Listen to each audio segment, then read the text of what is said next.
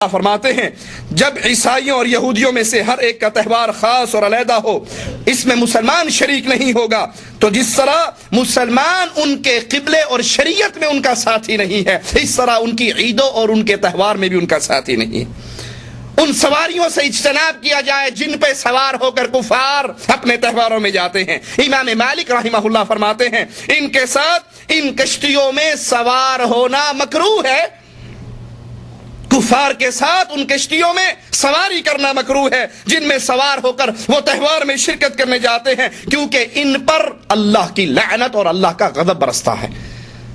وہ اہل شرک کے پروگرام ہیں، وہاں پر وہ شرک کی دعوت دیں گے، سنیں گے، وہ گناہ کے لیے جا رہے ہیں۔ اگر آپ بھی ان کے ساتھی بنتے ہیں، آپ بھی انہی کشتیوں میں سوار ہوتے ہیں، تو امام مالک اس کو مکروہ جانتے ہیں، کیونکہ ان پر اللہ کے غضب اور لعنت کا نزول ہوتا ہے۔ ابن قاسم رحمہ اللہ سے ان کشتیوں میں سوار ہونے کے بارے میں سوال کیا گیا جن میں عیسائی سوار ہو کر اپنے تہوار منانے جاتے ہیں، تو انہوں نے اسے ناپسند کیا کہ ان کے شرک کی بنا پر جس پر وہ جمع ہوئے ہیں ان پر اللہ کا غضب نازل ہوتا ہے، اللہ کا عذاب نازل ہوتا ہے۔ اگر آپ ان میں شامل ہیں تو اہل ایمان کے ائمہ اس کو پسند نہیں کرتے۔ کفار کے تہواروں پر انہیں تحفہ دینا، ان سے خرید و فروخت کر کے ان کی مدد کرنا، یہ بھی اہل ایمان کے لیے جائز نہیں۔ ابو حفص حنفی رحمہ اللہ کہتے ہیں جس نے بھی اس تہوار میں مشرک کو اس تہوار کی تعظیم کرتے ہوئے ہدیہ دیا، بھلے وہ ہدیہ ایک چھوٹا سا انڈا ہی کیوں نہ دے، تو فرماتے ہیں اس نے اللہ کے ساتھ کفر کیا۔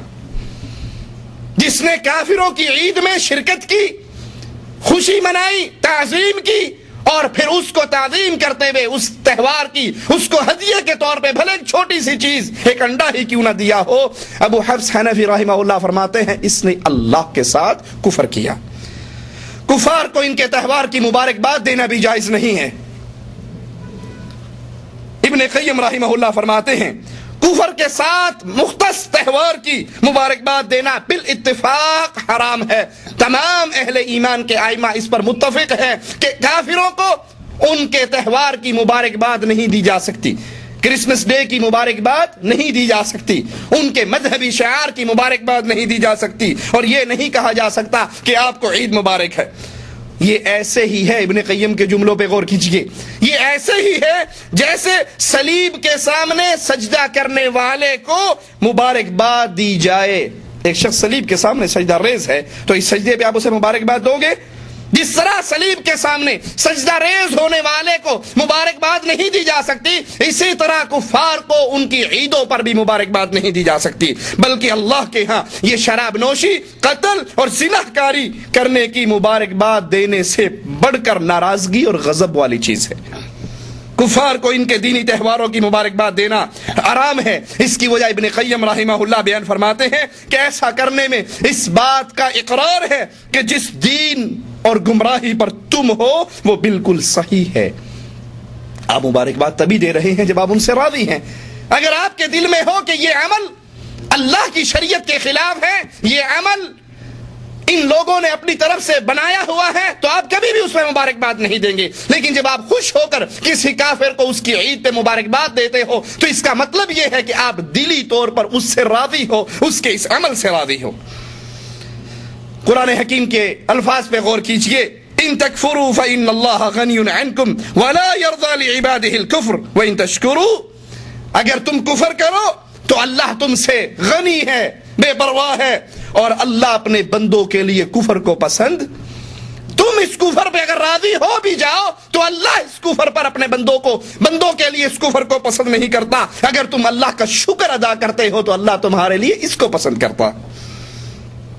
کفار کو اس کی ان تہواروں کی مبارکباد دینا حرام ہے، بھلے وہ آپ کے ساتھ ملازمت میں اکٹھے ہوں، وہ آپ کے ساتھ اکٹھے نوکری کرنے والے ہوں، اور اگر جب وہ ہمیں اپنے تہواروں کی مبارکباد دیں تو ہم اسے قبول نہیں کریں گے، کیونکہ یہ ہماری عیدیں نہیں اور ان تہواروں پر اللہ راضی نہیں، کیونکہ دین اسلام کے آنے سے پچھلے تمام ادیان منسوخ ہو چکے ہیں۔ اب کافروں کے جو تہوار ہیں دو طرح کے ہیں، یا تو کفار نے اپنی طرف سے خود گھڑ لیے یا ان کی شریعت میں آئے تھے۔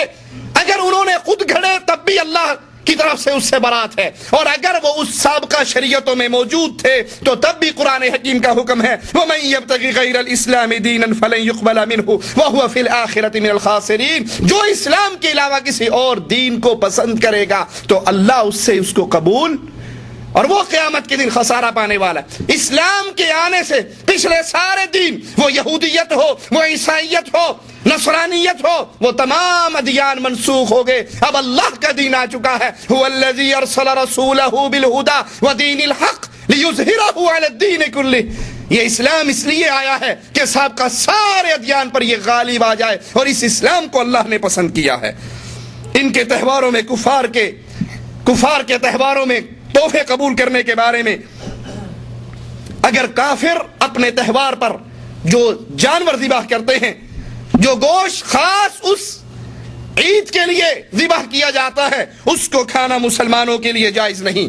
ایک عورت حضرت عائشہ رضی اللہ تعالی عنہ کے پاس آئی اور کہنے لگی ہمارے کچھ مجوسی رضاعی رشتہ دار ہیں، وہ اپنے عید کے موقع پر ہمیں تحفے دیتے ہیں، وہ کفار اپنے عید اور تہواروں کے موقع پر ہمیں تحفے دیتے ہیں۔ حضرت عائشہ رضی اللہ تعالی عنہ فرماتی ہیں کہ جو کچھ اس تہوار کے لیے ذبح کیا گیا ہو اس گوشت کو قبول نہ کرو، لیکن ہاں ان کے درختوں سے کھا لیا کرو، اگر درختوں کے پھل وغیرہ ہیں تو ان کے کھانے میں کوئی حرج نہیں، لیکن اہل شرک کی عیدوں پر وہ چیز جو خاص اس تہوار پر ذبح ہوئی ہے اس کو نہیں کھایا جا سکتا۔ سوچئے ذرا ہمارے ملکوں کے اندر بھی اہل شرک کے کتنے تہوار آتے ہیں۔ حضرت حسین کے نام پہ 9 محرم کو بکرے کٹتے ہیں یا نہیں؟ کتنی محبت سے لے کے کھا لیتے ہیں۔ 11ویں پر جانور ذبح ہوتے ہیں پیروں کے نام پر، ہم اس کو لے کر کھا لیتے ہیں۔ وہ جانور جو خاص اس دن سے خاص ہو، اس دن کے نام پر مشہور ہو چکا ہو، اس کا گوشت نہیں کھایا جا سکتا۔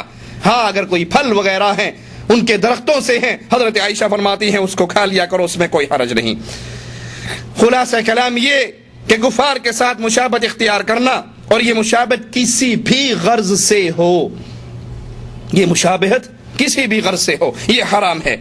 اور ان کے مشابہ ہونا یہ وہ مشابہت ہے جو بغیر کسی قصد اور ارادہ کے ہو، لیکن ایسا کرنے والے کے لیے اس کا بیان کرنا اور اس پر انکار کرنا چاہیے کہ وہ اس سے بچ جائے۔ اگر ایک انسان بے علمی میں بغیر ارادے اور قصد کے ان سے مشابہت کر رہا ہے اور دوسرے کو نظر آ رہا ہے اس کا یہ عمل کافروں کے فلاں عمل کے ساتھ ملتا ہے، تو دیکھنے والے کو چاہیے وہ اس کو روک دے، اس سے منع کر دے۔ عبداللہ بن عمر بن عاص، صحیح مسلم میں یہ روایت ہے، عبداللہ بن عمر بن عاص رضی اللہ عنہ وارضاہ فرماتے ہیں کہ رسول اللہ صلی اللہ علیہ وسلم نے زرد رنگ کے 2 کپڑے دیکھے۔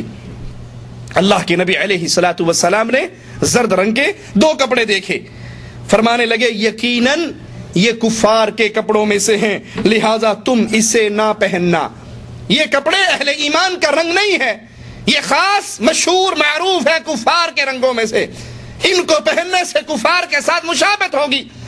اللہ کے نبی علیہ الصلوۃ والسلام کہہ رہے ہیں تم ان کپڑوں کو نہ پہننا۔ ایک اور روایت میں ہے آپ نے فرمایا کیا تیری والدہ نے تجھے اس کا حکم دیا؟ میں نے عرض کیا اے اللہ کے نبی کیا ان رنگدار زرد رنگ کے کپڑوں کو میں دھو لوں؟ اللہ کے رسول صلی اللہ علیہ وسلم فرماتے ہیں نہیں بلکہ ان کپڑوں کو جلا دو، اور یہ روایت بھی صحیح مسلم کے اندر موجود ہے۔ حدیث سے ظاہر ہوتا ہے کہ حضرت عبداللہ بن عمر بن عاص کو علم نہیں تھا کہ یہ لباس کفار کے لباس سے مشابہ ہے، اس کے باوجود اللہ کے نبی نے اس سے منع کیا اور اس کا شرعی حکم بیان کیا کہ ان کپڑوں کو جلا دو، جو لباس کفار کا لباس ہو، کفار کا مشہور اور معروف ہے، اس کو تم نہیں پہن سکتے۔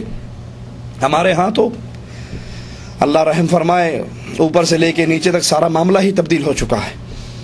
یہ ڈش انٹینا، یہ فلمیں، یہ گانے، یہ ڈرامے، انہوں نے مسلمان نوجوانوں کی ایسی عقلیں مار دی ہیں، یہ تمیز ختم ہو گئی ہے کہ جس کو میں پسند کر رہا ہوں، جس جیسا میں بننے کی کوشش کر رہا ہوں، یہ مسلمان ہے یا کافر۔